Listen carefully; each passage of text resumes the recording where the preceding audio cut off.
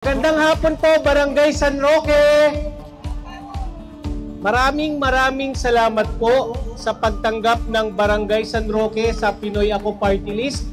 Natutuwa po kami tuwing nakakahalubilo po namin ang mga kababayan naming Pilipino na gusto namin matulungan. Gaya po ng sinabi ni Vice J, ni Atty. Cathy at ni Sir Mark, ang Pinoy Ako ay kumakatawan sa mga Pilipino para sa advokasya ng mga katutubo at ng mga obrero or manggagawa.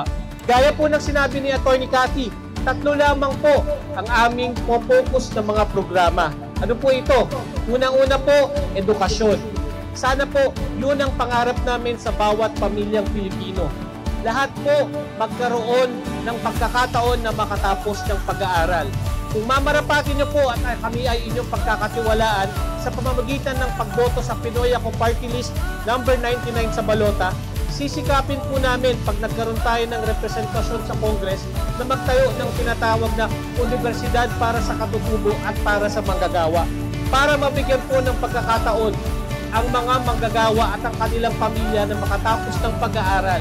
Kaya po, yung 3 programa namin, edukasyon, kalusugan, kabuhayan. Doon lang po magpo-focus ang Pinoy Ako Party List number 99 sa balota. Inuulit ko po, maraming salamat Barangay San Roque, Angono, Rizal sa mainit niyong pagtanggap.